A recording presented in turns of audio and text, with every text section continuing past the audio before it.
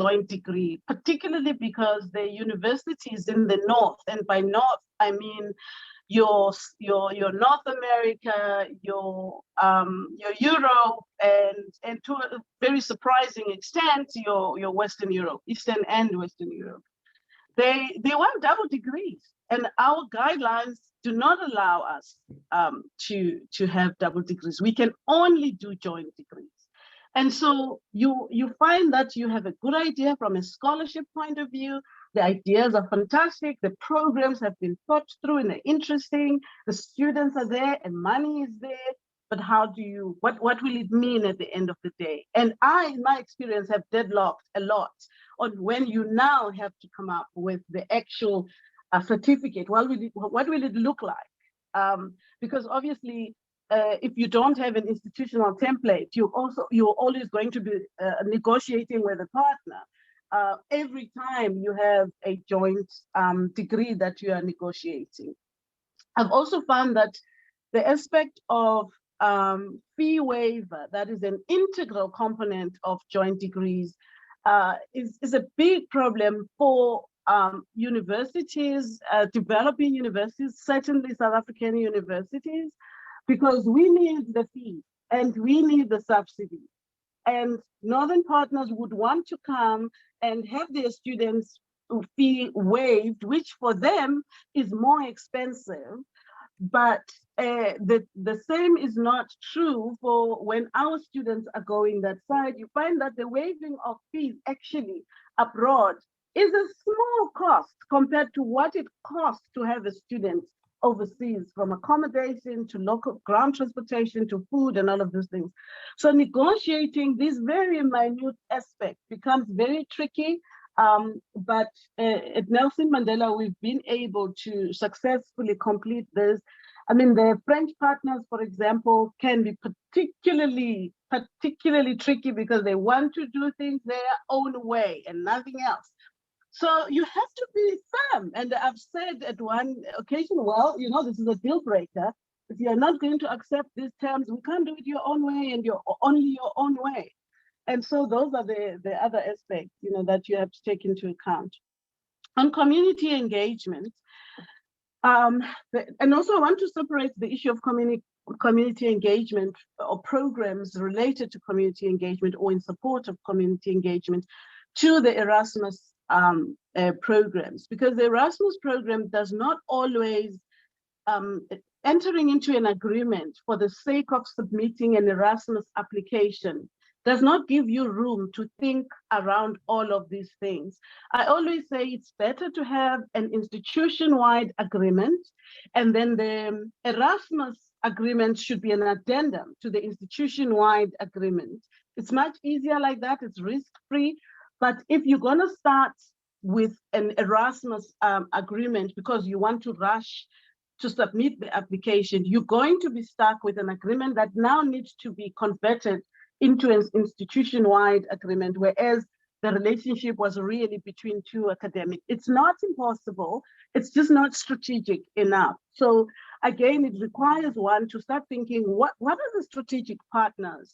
And engaging with academics. Who are you working with? This is what we've done at Nelson Mandela, where you literally go to all the faculties and to all the entities, research entities, engagement entities. Who are you working with? Give us a list of your collaborators, whether it's just an individual, whether you are part of a program, whether you want to be attached to a particular international network, because then we are able to consolidate all of this to map an institutional approach, so that when we get into concluding an agreement, we integrate all of these other aspects, and the agreement becomes wide, it becomes multidisciplinary in nature, and it takes into account many things, especially community engagement programs. What has really been a problem for me is find that the agreement speaks of community engagement programs, but really there's no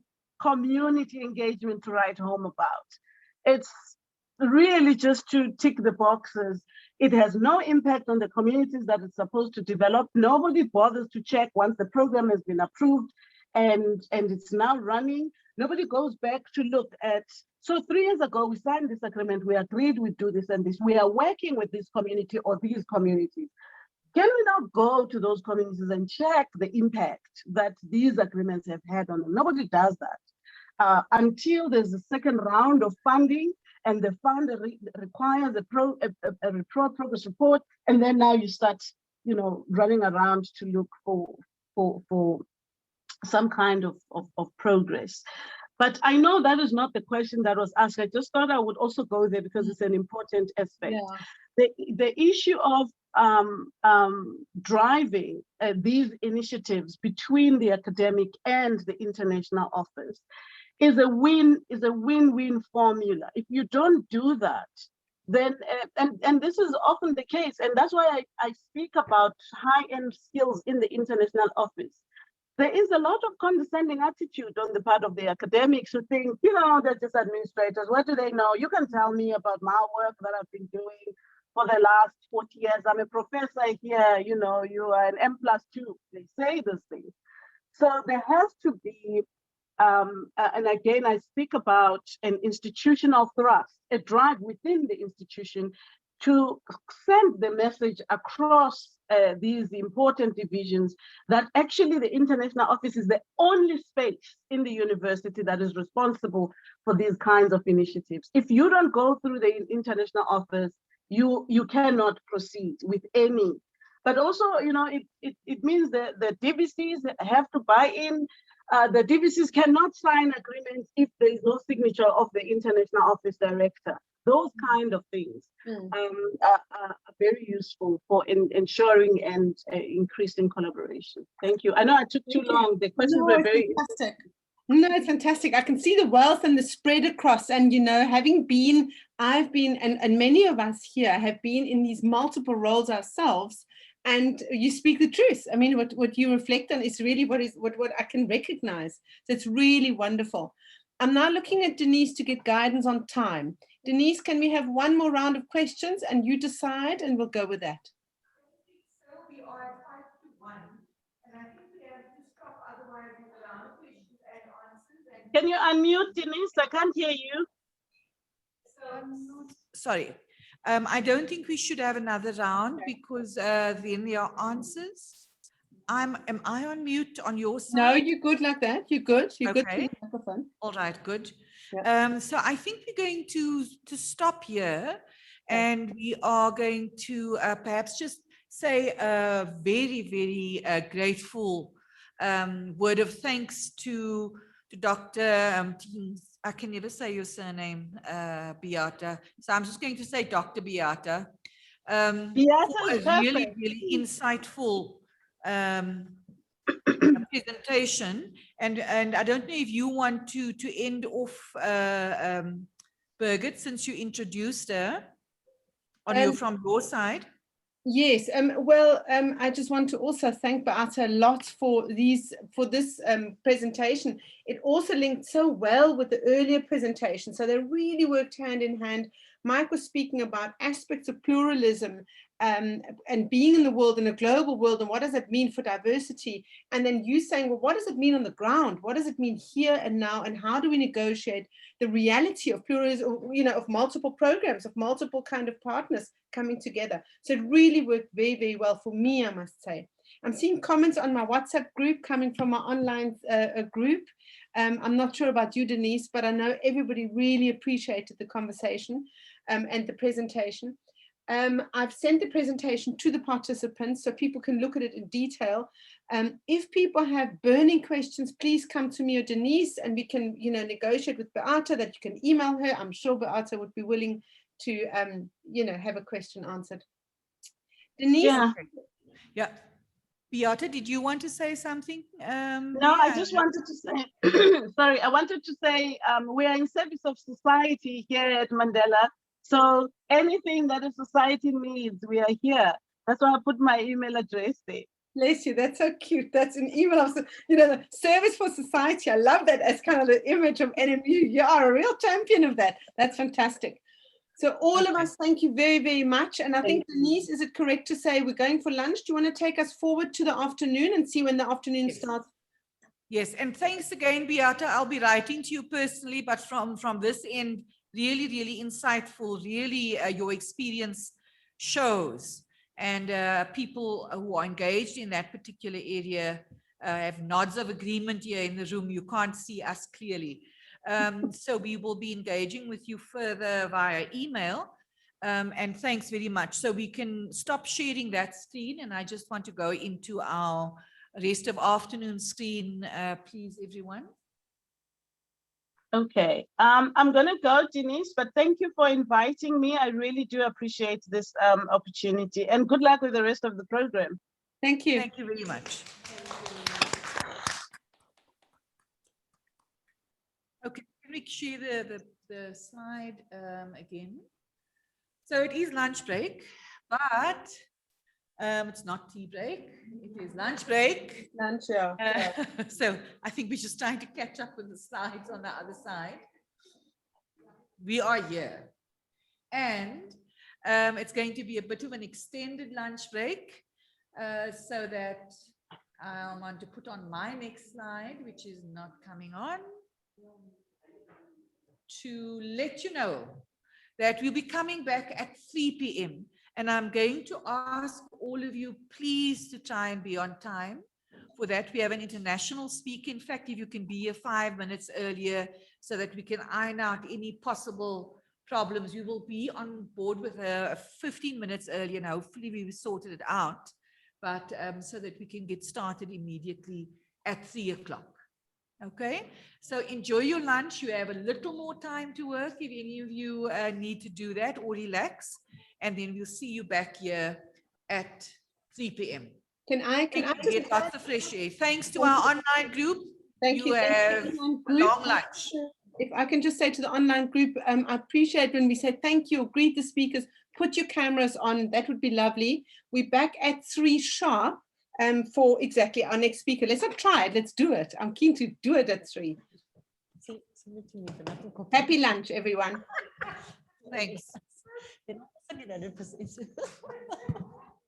Thank you. Yes.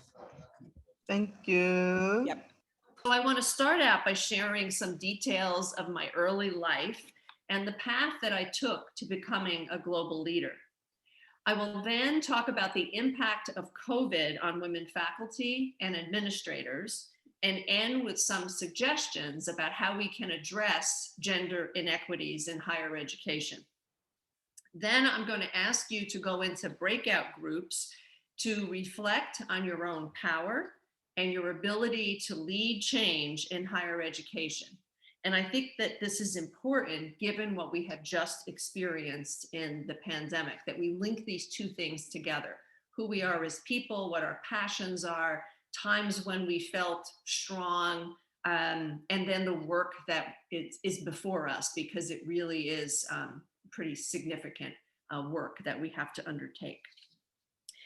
So I grew up in a small, actually very small, rented apartment over a liquor store in a northeastern US state in the United States that is the subject of national derision. And if you've spent a lot of time in the US and especially watch comedy shows on television, you would know that I'm talking about New Jersey. And in my opinion, it is a subject of national derision because there are many parts of it that actually are quite unpleasant. If that was not enough, my father used to say that the city that we lived in, which is called Garfield, was a good place to be from, with the emphasis on the word from. So the message was clear in my childhood that this was a place from which to escape. But my family's and my neighbors' problems with alcoholism, domestic violence, agoraphobia, and poverty did not reveal a path forward. Only one of my grandparents had finished what we call elementary school, or grade 8, and my parents did not have education beyond high school or grade 12. Since we had no extra income, we did not go on vacations. No one in my family even crossed the river to New York City, which was only 8 miles away. And the idea of traveling to another country, even the ones from which my elders had immigrated, was beyond comprehension. Unlike my home life, school and participation in a nonprofit that was founded to assist urban youth offered structure, rewards for success, and the chance to learn about the world beyond my neighborhood. Two wonderful grandmothers who lived close by also provided unconditional love. And although none of us, none of the three of us, ever uttered these words, they supported my desire to be who I was meant to be, even if that challenged gender and class norms. In grade 10, I learned about a spring break trip that my high school was offering to Italy for children whose parents could afford to pay. The total cost was $1,000, a significant percentage of my father's yearly income. But somehow, and I believe it was with money my grandmother had earned and saved from taking in laundry, my father said I could go. My mother borrowed money from a friend to buy a suitcase for me, something which my family didn't own because why would you need one when you never went anywhere? And I had my first plane ride and experience in another country at age 14, which honestly was nothing short of miraculous. Now, many years would pass before I became the director of a London study program, a presenter at international conferences, a Fulbright scholar, as Denise mentioned, an academic leader who forged partnerships in Africa and Asia, a university president who prioritized global engagement, and a board chair of a university in Eastern Europe. First, of course, I earned a university degree, the first person in my family to do so. I finished my PhD, I joined the faculty, I became a mother, and I was mentored and coached by some fabulous women and a few men, and participated in many, many professional development programs like the one that you're in today. Now, I've shared this very personal story because I want you to know that it was extremely unlikely in the US that I would become an academic leader. But I did so, and so can you. I followed my passion, which first was to understand my mother's plight by situating her circumstances in the history of her time and place, and then to change the trajectory of other women's lives by teaching my field, which is women's history, and later by becoming an academic leader and a change agent. What provided the greatest developmental growth for me was by becoming more culturally competent. Through my study of anthropology, my efforts as part of a team of faculty to create and implement a cultural pluralism requirement for all students at my university, and even more significantly, my experiences living and working in other countries.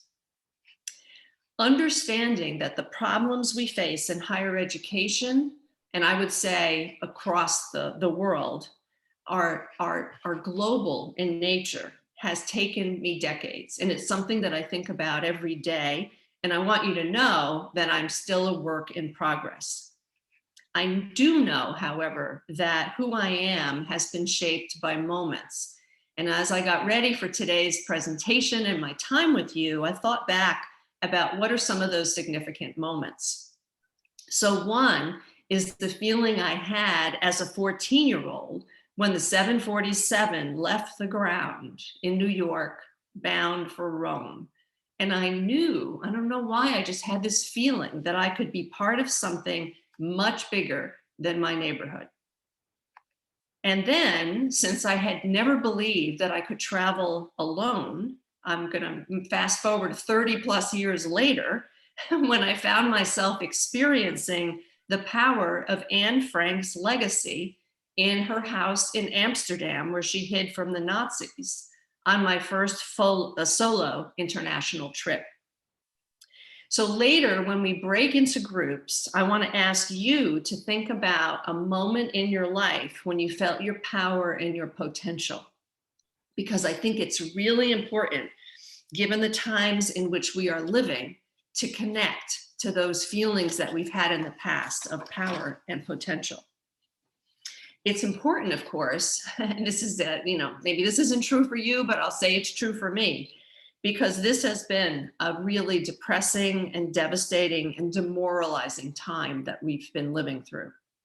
And to see how women have suffered during the pandemic, and to confront the realization that decades of advances are being threatened by the events of the past year. Now, I know that you're going to hear a presentation on, I'm assuming, Denise, you call it the CARS study. Is that how you refer to it? Yeah. Yeah. Yep.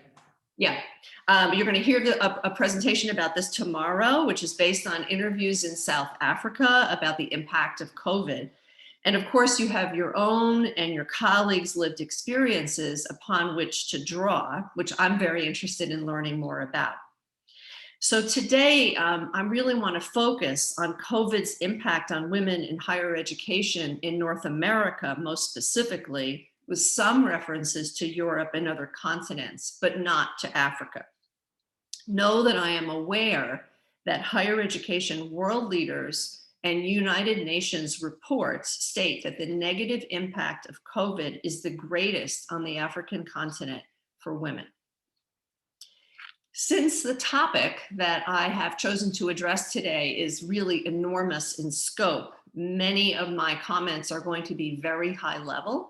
But should we have the opportunity to be with each other again, I'm happy to delve more deeply into the comments that you're most interested in. What I want to first do, though, is to describe some of the research that has already emerged on how faculty women are faring. And then I will share more anecdotal information from my own practice as an executive coach and my engagement with women presidents or rectors or chancellors. I mean, I'm using that word president to mean all of those things, about how their work has changed because of the pandemic. So first, how have women faculty fared? This is a critically important topic because, of course, the path to administrative roles and university leadership is still dominated by faculty members. And what I mean by this is that it is much more common in the US and in North America as a whole, if you are to become a college leader, that you've come from the faculty. Much less likely that you will have come from the university division of finance, for example, or from enrollment management or student affairs. So how women faculty are faring is really, really important. So in the US, women make up the majority of students, the majority of the holders of undergraduate degrees, and the majority of the recipients of graduate degrees. Yet, we are only 40% of tenured faculty, and women of color are only 11% of tenured faculty. Unfortunately, women are more likely to be what we call contingent or part-time faculty without university support for research that they need to obtain tenure-track positions.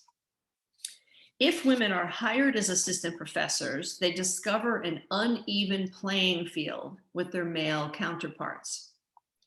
Women are more likely to teach more and to teach more remedial and lower division courses with higher enrollments and students who require more assistance and therefore take up more of their time.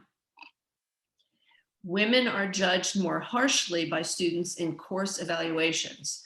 And I have been talking about this for 35 years.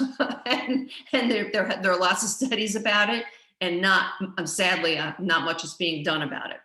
But the one example I'll give here is that women faculty are much more likely to have students write in their course evaluations about their appearance and the tone of their voice, things that really are not directly related to their performance as instructors. Women are not paid equitably, as compensation study after compensation study reveal. A Canadian study recently looked at women and men applicants for grants and found that on the basis of their accomplishments, women have to be 2.5 times as productive to be judged as equally competent in grant applications. Women shoulder a disproportionate burden of the service work in higher education, such as advising students, serving on committees and task forces, and supporting student clubs and events. And it is also definitely the case that women do the majority of the diversity, equity, and inclusion work on their campuses. Women are less likely to seek and attain promotion to full professor, which means that the pay disparity they experience when they're hired becomes worse over the course of their careers. Now, research reveals that women have these experiences not because of problems of merit, but because of barriers to their success, such as bias in hiring, compensation, and review, promotion, and tenure, more demanding workloads, gendered expectations about women's roles at work, which leads to this higher service burden, and the fact that students seek out women faculty more than they seek out men faculty, and that's students of all genders. And of course, gendered expectations about women's roles at home, which lead to greater family and care responsibilities for women than their male counterparts. And study after study show that women in general and women faculty in particular spend more hours per week than men on household chores and on caring for children, the elderly, and infirm family members. So what does this mean for women's ability to become higher education leaders? If they do not reach the top faculty rank of full professor, they are largely ineligible for administrative appointments, with some exceptions, like associate dean for student affairs or other kinds of positions which are not pathways to higher promotion. This helps to explain why, when we look at university leaders in the US, we see that only 30% are women. So remember here, we've gone from a majority of students, a majority of degree recipients at both undergraduate and graduate levels, not a majority of faculty, and now as we move up, even a smaller percentage of women holding leadership roles. Of those women who are at the president level, women make up larger percentages at the lower rung of the ladder in terms of status. In other words, at two-year schools, at tribal institutions, and at women's colleges, where I have to say one would expect to find more women leaders. And women make up smaller percentages of leaders at research universities with world rankings. So the goal of the Women's Network Executive Council, which is part of the American Council on Education and is a group on which I sit, is to create parity for women in university leadership by 2030, which means 50% of all higher education presidents and chancellors or rectors will be women by 2030. While achieving this goal before the pandemic seemed unrealistic, although I have to say I never say that out loud because it's a really unpopular thing to say. I want to be honest with you, COVID has dashed my hopes entirely. Instead, a host of recent publications has revealed what many of us know based on our own experiences, that the pandemic has exacerbated existing inequities for women, and especially women of color in higher education in the US. So since women faculty already do the majority of service work in higher education, it's important to note that this work has increased exponentially during the pandemic as stress and mental health issues worsened for students. It has also been reported that women are spending even more hours per day communicating with and supporting students, often doing email and texting late into the night. And they are also playing a significant role in supporting staff. Women report in surveys and studies of submissions to international journals. So, it hasn't been long enough so that we can look at actually publication, but we can look at submissions to journals. And all of this information reveals that women's research agendas have suffered greatly because of COVID. In both the US and Europe, the two factors that play the biggest predictor in terms of research disruption during COVID are gender and having children present. So like men, women, of course, have found it difficult to move their courses online, to work from home without the necessary space and support to do so. But women have also shouldered even more of the burden of the care responsibilities I already discussed. So when the daycare centers closed for babies and children who were younger than school age, and when the schools went remote that their children attended, women were the ones who largely took care of their children at home. And of course, at the same time, they were trying to keep working.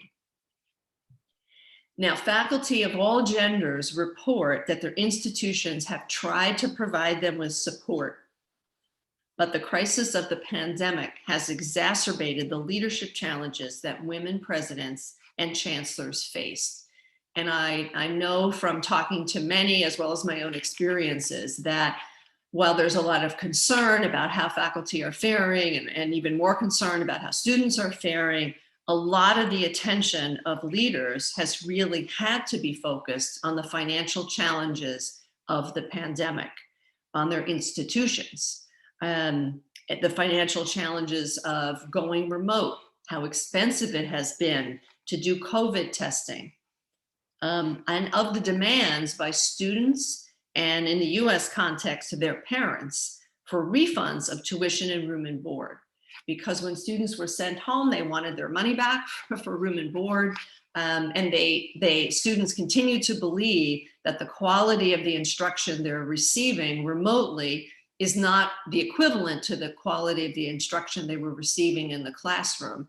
And, I understand this, they don't understand that the costs for providing that remote instruction actually increased. And of course, the fixed costs of running an institution, including all the salaries, did not decrease.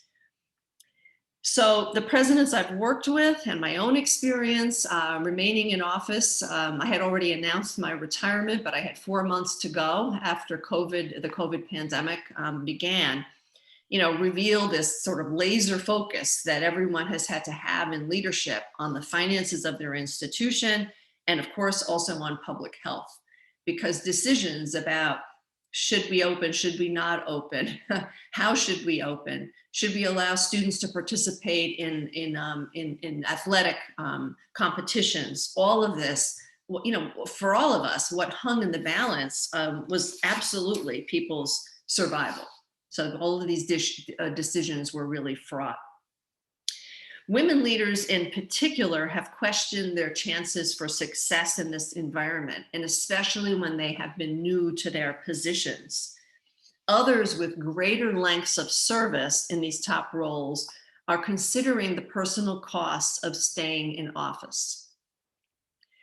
It has been really tough. And I know that in one of the online higher education publications in North America that comes out every day, Inside Higher Ed, there was a story just today about the fact that 35% of all employees in higher education, so this is not just faculty and it's not just women, but 35% of all employees in higher education in a survey revealed that they have had their compensation cut because of the impact of COVID.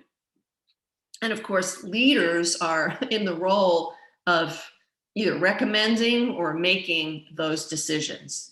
So, finding yourself in a role where you have to reduce employee benefits, where you have to furlough and lay people off, where you have to lead processes to eliminate academic programs, all of this has come at a terrible cost for faculty, for universities, and for their leaders.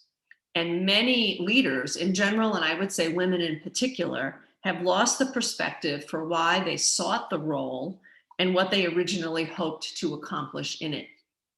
And that's why when I had a recent opportunity to talk with a pretty large group of women presidents in a workshop, I decided to do sort of a two-part thing like I've done here with you today, to first ask them to reflect on who helped them on their leadership journeys and how they have helped other women and into increasing roles of engagement and authority in higher education. And then, reminding them of the positive experiences that they had and with others helping them and who they have been able to assist through mentoring and coaching and other ways. Then looking at the opportunities that they see during the pandemic and especially, of course, post-COVID to lead structural and strategic and policy changes that promote opportunities for women in higher education leadership. This, I'm happy to report, got everyone energized because it really was my goal to help us all to remember that, especially for all of you in the room and for anyone who's in any kind of leadership position in higher education, we have the opportunity to use our platforms to make changes, sometimes not as an individual, we don't have the wherewithal, but to be the squeaky wheel, that's a phrase we use in the US a lot, to join with others like I did when a group of us worked on this US cultural pluralism requirement for all students, to try to promote greater gender and racial equity. So with the impact of COVID in mind, here are some recommendations that the women presidents I worked with came up with and others that I've read about as well. First of all, although sometimes we all confront this, people don't want to hear the truth, it is important to be a truth teller, to continue to share the research, right? The data about the fact that women face gender-based problems in higher education, right? And to share this at every opportunity. It is really also critically important when you're in a role in leadership to think beyond gender neutral solutions, because all the research shows that what higher education does really well is come up with gender neutral solutions, and those solutions benefit men and hurt women. And so what a lot of the research about the impact of COVID on higher education around the globe is showing is that we actually really need, going back to my first point, to acknowledge that women are being hurt more than men. And therefore, the solutions that we need to come up with to address this really need to be gender specific. So one of those solutions is to provide resources, in other words, institutional resources for childcare, and if possible, for on-campus facilities, because that, when you think back to what I said a few minutes ago about the impact of women's research agendas and how having children present is the biggest determinant of that, having better childcare is really key. Also, offering more teaching and research support to faculty who have care responsibilities, whether those care responsibilities involve children or infirm members of the family or elderly. Being cognizant of this unfair service burden on women and setting new reduced expectations. And leaders sometimes can play a role in this. I know that this was so true of me when I was a faculty member and certainly a department chair. No one could stop me from raising my hand to sign up to do more service work. It's how I excelled. And it is work that I felt good about doing. But it kept me from doing other things that I really needed to do. And so sometimes we need to have those hard conversations with each other and to say, you've done enough in that area. What kind of support do you need to focus on these other aspects of your career development that will help you to play an even larger role at this university or at some other university in the future? One thing that I read about that was really novel that I want to share with you is, I just thought it was really different, is allowing faculty to petition to remove biased student evaluations of their teaching. I thought that was a great idea. So before they even, these sets of student evaluations even get to the committees that review them, to have those things removed, because we know that they influence people who read them. Also, supporting women's professional development with special funding sources. So a lot of travel money has been cut and professional development money has been cut. We need to restore that for sure. And we also need to have special pools of money to support women and groups who have a harder time to move forward. We need to do more about pay equity. We need to have more compensation studies that demonstrate that pay inequity that exists, and then solutions to remedy it within 1 to 3 years. There's been a lot of research about asking or creating opportunities for faculty to postpone tenure and promotion reviews. And there's really very mixed feelings about this, about whether it's good or not. But if universities do adopt this, and many universities have done so in the US because of the impact of COVID, a novel way of not hurting women further in terms of their salary is to make the possibility of pay raises retroactive when positive decisions occur in the future. Because otherwise, since in the US often pay raises are percentage based on your current salary, the pay inequities just continue over the course of their careers. So these are part of what really are very long lists that women and other leaders are considering, and some of these ideas have actually been implemented. But knowing that the pandemic has taken a toll on us all, what I want to ask you to do is to take 15 or so minutes to go into some small group discussions to talk about the two things that I just talked about myself. The first is a moment from any time in your past when you felt your power or your potential.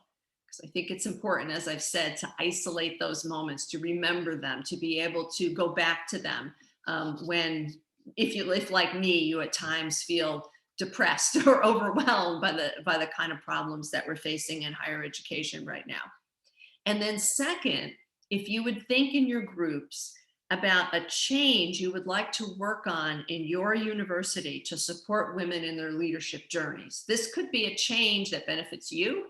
It could be a change that benefits women who are coming after you. But what is something maybe you're already working on, or you would like to work on that is forward thinking, that will really create more pathways for women in leadership.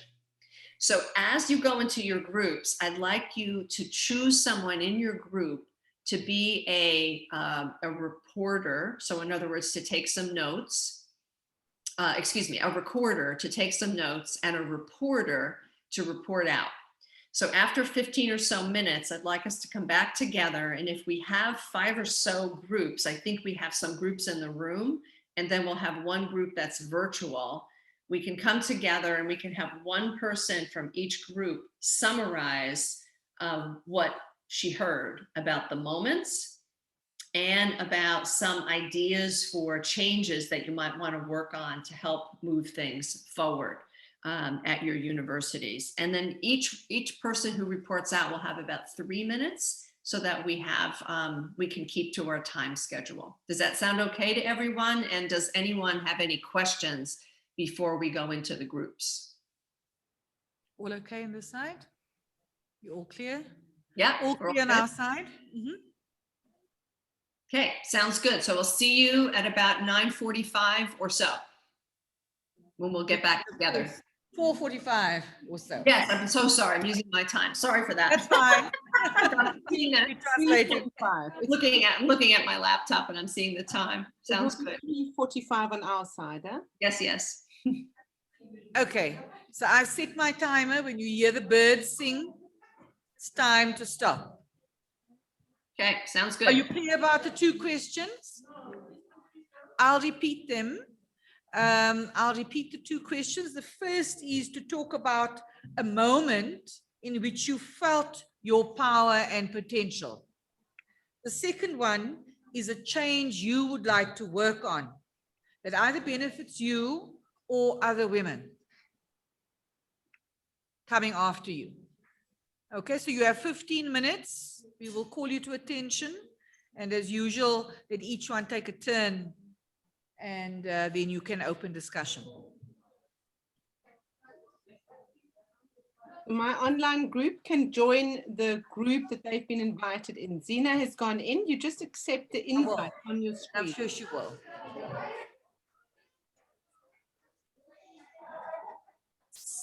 So, Carolyn, Yes. people are asking whether you will share your paper because it's so powerful. Can you hear me? There's quite a bit of noise in this room. I will send you a message on the chat. Okay, okay. Sounds good. Yeah, I wish we could keep talking, but it's probably not going to work. I'll send her a message on the chat. Okay. And have, yeah, I guess we'll write through chat.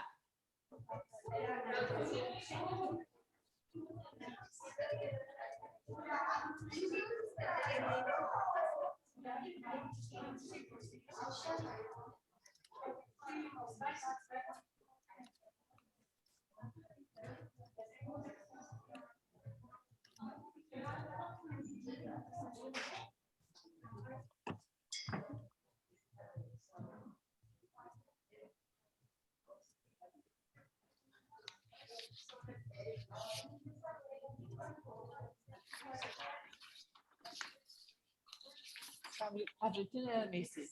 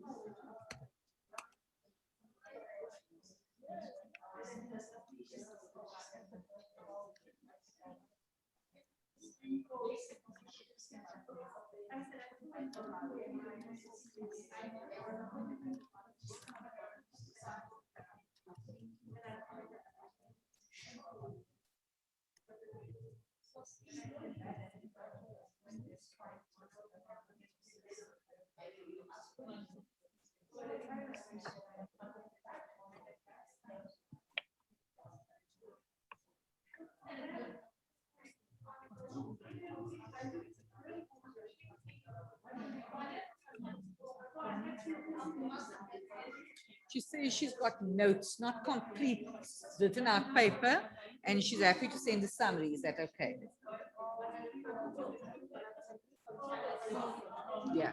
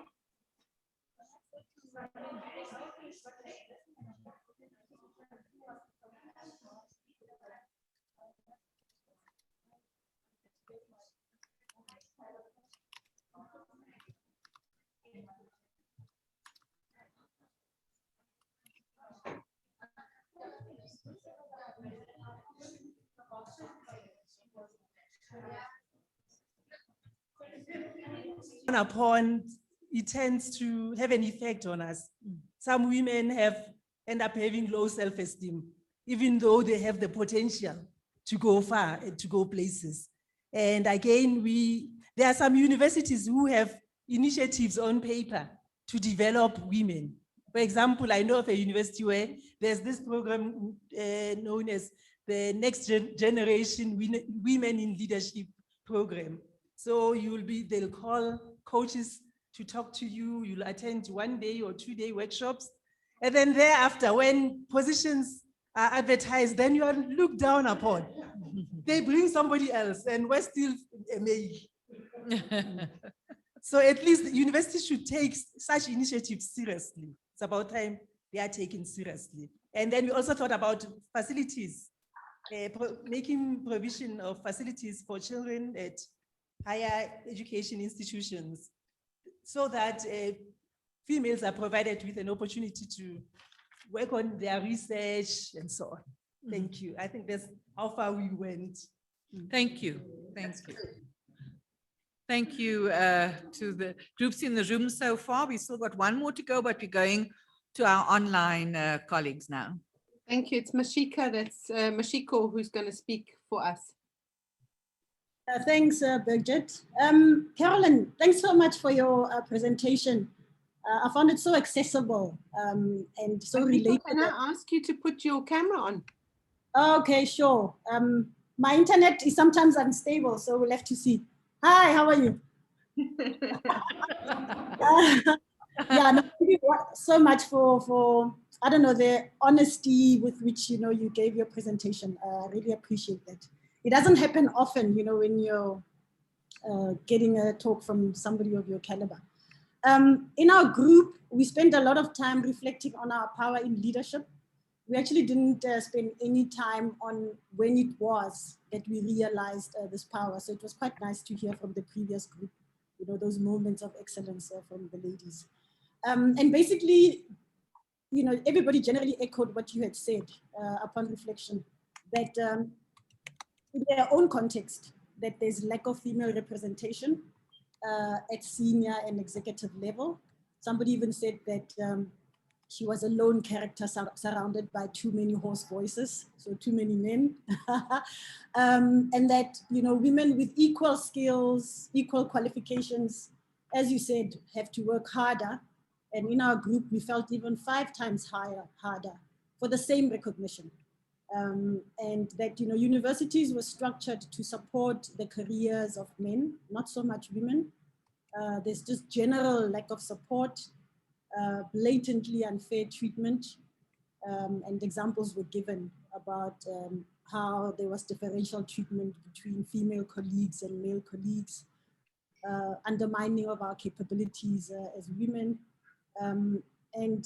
You know, it was shared that it's even more devastating when there's a female person at a very high level who also seemingly does not support, you know, the women. And you might expect that. You might think that, you know, there's synergy. You might expect more support, but that doesn't, it's not a given. And that it's more devastating when it's a fellow female who doesn't seem to be able to give you the support that you need. In fact, I remembered a term that somebody coined in our previous sessions. They said PhDs. So where we women pull her down syndrome, instead of sort of holding each other up and supporting each other. We also spoke a bit about how the traditional pipeline of progression within the system, you know, from lecturer, senior lecturer, etc., is long and arduous. And there's often not much support or guidance as one is going through the ranks to a senior position. And even once you attain that seniority or executive position, there's lack of support as women. So these were some of the reflections that were shared by the group on you know, our role and our context and how this affects us. And then we had very little time to talk about then, in that case, how do we lead change? And somebody said something that's very important, that we need to build relationships within women as a group, so peer groups, talk to each other, find support from within as well as from outside the institutions that we work in. So from influential people that can help us advance our course. But I mean, she said a very important thing, that we women ourselves need to support each other and be our biggest cheerleaders. We didn't have much time to discuss anything else. So that is the contribution from our group. Yeah, that's super helpful. And there's so many things I want to say, but we've got to go to the last group. Okay, so our last group, and I'm not sure who's going to speak. Okay, go ahead. Okay, so in terms of an aha moment, for our group, we can summarize it as a situation where, as being newly appointed in a position of power, you had to take a stand. Often not being taken seriously as a leader, but taking a stand and getting your point across. And then in terms of what can we do in our institutions to improve conditions for females to progress, we felt that as females, we are sometimes our own biggest enemies. We judge ourselves much stricter than males are being judged. Around the table, we felt that you would die rather than miss a deadline. But there are males that will miss deadline after deadline, and they are cool about it. So allowing yourself the space to go to the line manager and say, look, I have to prioritize here. Either this or this is going to get done.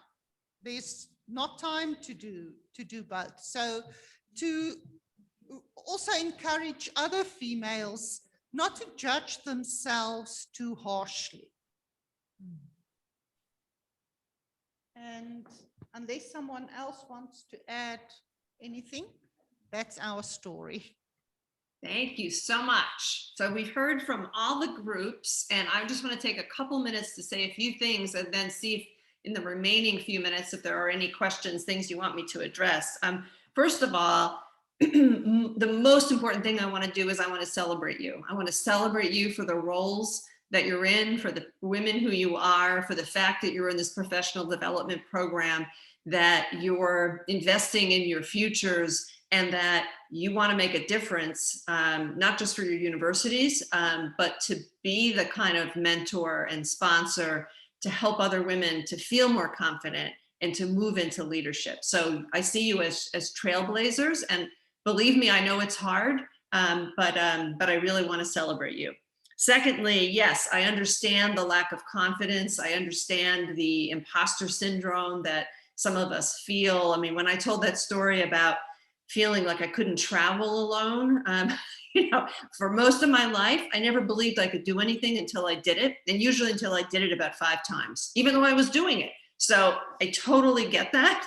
And that's why I think, you just have to keep putting one foot in front of the other, and the building of relationships. You definitely need, you need support. And it is, you're so right. The person who said this, it's inside your institution, but it's also outside your institution. It's across geographic boundaries. And I asked for Denise to send me all of your names, and I want to link in with all of you. I want you part of my network. And if you don't have a LinkedIn profile, I hope we can do a little workshop in the future about how to set one up. I hope you'll get one, because there's a lot of support out there for you. And I want to make sure that, that I can play, a small role in helping you to find it. Now, for women who don't help women, I just finished giving a talk about what's often called the queen bee syndrome. And actually there's literature, and that is it's a global term. There's literature about it in South Africa. I had in my research an article out of South Africa. The truth is there are some women like that, but the reality is that there are so many more women who want to be helpful to women than women who don't.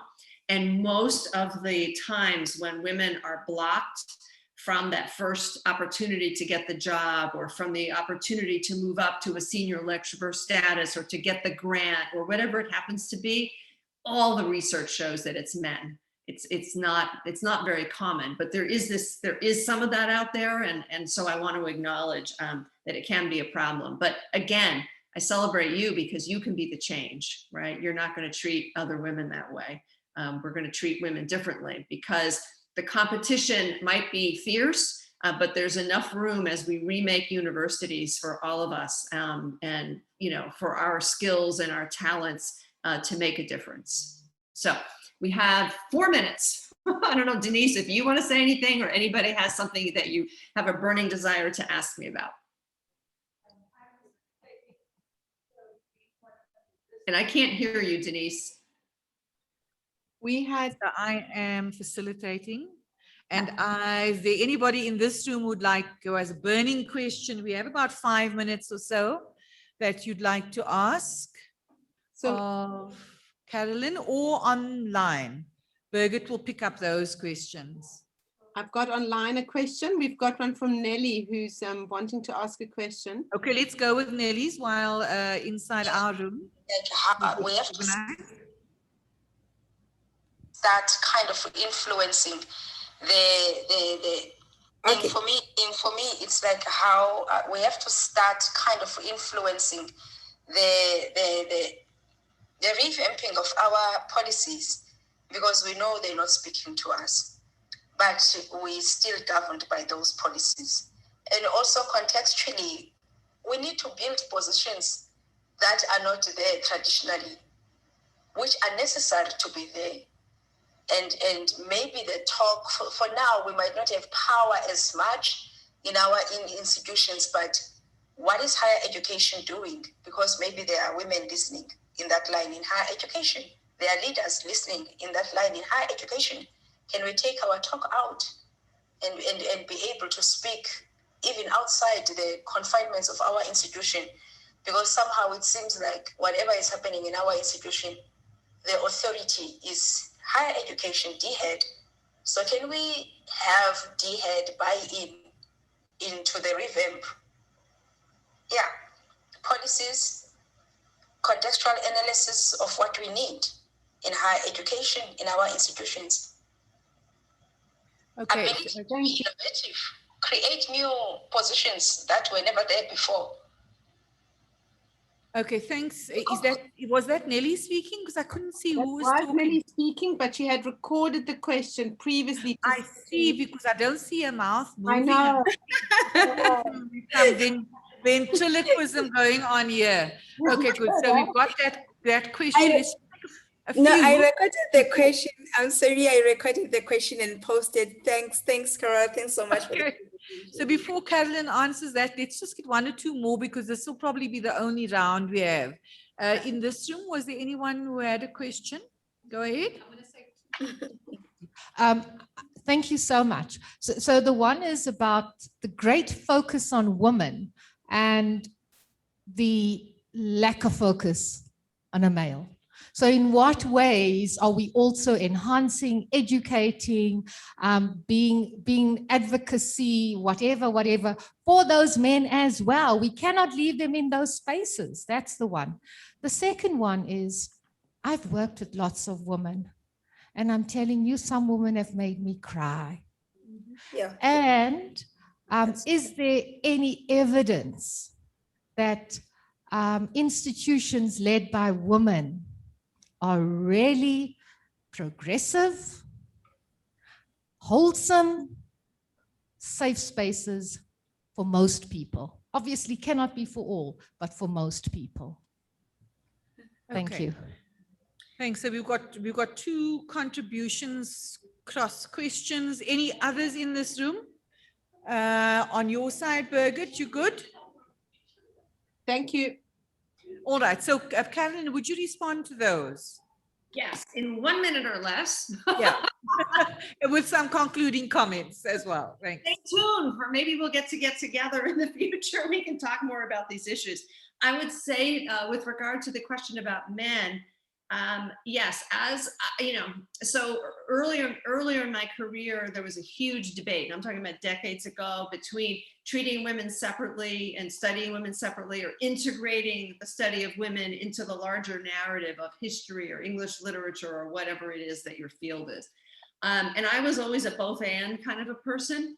And over the course of my career, I've become more convinced that women who are, you know, look at your experiences, are few and far between in leadership roles in institutions of higher education. We cannot do it all.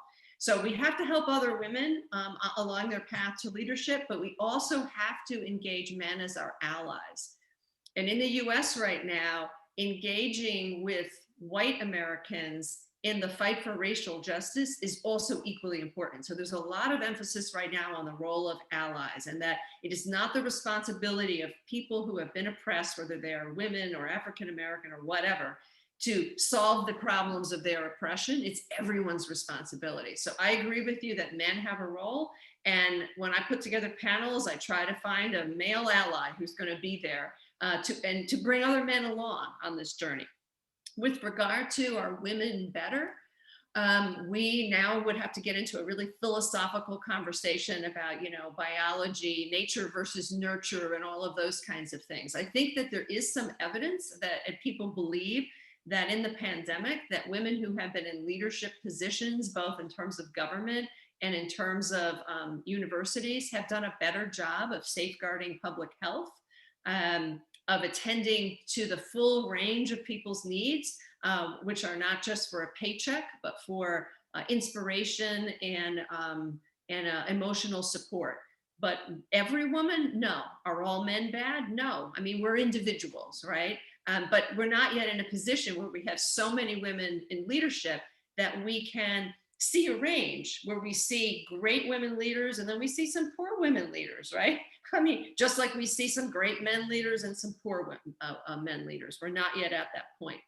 In terms of the first question, it would be fabulous, from my point of view, if at South African universities, there was an opportunity to create new positions in your universities that would lead these efforts to level the playing field for women, to encourage women to rise up to leadership positions, to teach others about why that's important, why universities are missing out on talent that's right in their midst. In the US right now, because of all of the racial injustice, universities are scrambling to find people and to hire them into new positions to lead diversity, equity, and inclusion efforts. But if you don't have the budget, that's probably not going to happen. So, you know, what it goes back to is, how can you use your power, even as a leader of yourself, never mind a leader of a department or a division, right? To unite with others to lead change. And sometimes you do it from the top, sometimes you do it from the bottom, sometimes you do it from the side. But there's safety in numbers and there's power in numbers. So I would encourage you in the sessions that you have tomorrow about advocacy to look how you can look for ways that you can unite with each other and support each other to make these changes at your universities. So thank you for your time today. Thank you. Thank you so much. And we have to end the session with you now, Catalin, but we're certainly not ending the conversation. So we want to first of all give Catalin a huge round of applause. Applause to you. Thank you so much. Enthusiastic round of applause. And then to say that we will be continuing this conversation, colleagues. I think one of the things, a very, very important question asked by Angela, and I think that unless we have equal numbers of men and women in the space, it's hard to judge that very small percentage against the majority that have had all the years and decades of support and experience. So I think it's a little bit of an unfairness to start judging what the small number of women have been able to do as representative of all the women. And I know that's not where your question was coming from, but we need more data. And what Carolyn was advising was, in fact, to do that work to start looking at how we can build up the numbers so that we can have more evidence to see how this all works and plays itself out. But Carolyn, again, a very big thank you. Thank you for getting up early this morning to be ready for us. And we hope that we can engage with you in future. I sent Carolyn a message to ask, does she by any chance done workshops on fundraising, for example? And some of the other Brightness put a message in the chat about perhaps we need a workshop on imposter syndrome, you know, and so there are a lot of wonderful ideas that are already germinating and coming to the fore. And I think it gives us lots of food for thought for tomorrow afternoon's session. So once again, thank you so much. And we'll take our leave of you, and I will just do a last few housekeeping points with the group that are present. Thank you, Carolyn. Thank you. And bye for now. Bye. Thank you. Okay, thanks. So we're moving just into our closure for today. Oh, I've already got yesterday, tomorrow's up. So just by way of final announcements for today, to say that Heloise wants to say something about the SLP registration. She has sent out the email, but just to alert you to what's there and what's needed. Heloise, do you want to just make a brief comment about it, or just to tell people to look at the emails?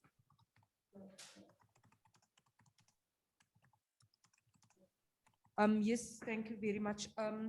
I did send out the email. I've already received 12 people's application. Wow, documents, this which I've group, sent I'm on telling already. you.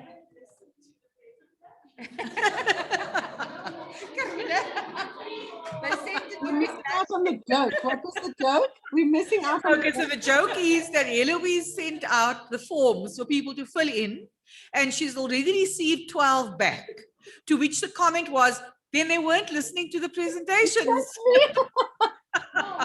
But she explained that these were done during our very long extended lunch hour. So no accusations, no assumptions. Okay, all right. So that's fine. And she's wanting them back by? 10 o'clock tomorrow morning, before 10, so that I can send it on. I'm sending it on as it comes through, so that they Okay. can register us. Because they also require us to sign an attendance list. Okay. So as soon as we register, they'll generate a class list and all of us will sign on that. Okay. But I'll update people. And as we'll we go find a along. way to do that with our online colleagues as well. It's been sent to the online It's as been well, sent right? to all colleagues. So. Okay, great. So that by Friday, you're all going to be registered for this SLP, and that when it's all done, hopefully, Heloise and our colleagues at NMU, at Mandela, we don't like to say NMU, we say Mandela University, so that by then, we'll know when certificates and so on will be ready. So that was the one piece. And then the other piece, the issue about sending out the stars, what we're going to do, and I haven't done this with Birgit yet, but is to say, we'd like to have what we will call an achievements table. So we'll set up a grid so that you can actually put that information in rather than large narratives about your achievements over the course of this period of time, because that will really supplement our report as well on how the people in this group have taken up the cudgels, have taken up the opportunities that are presented, and have already advanced themselves within their institutions. So that will be the last thing. And then finally, everyone, this has to do with your portfolio. So that noisy table at the back, I'm going to use my teacher, that's Sandeepa, and I'm going to name you now, Latifa, all the naughty ones who are talking. No, seriously, folks, sorry.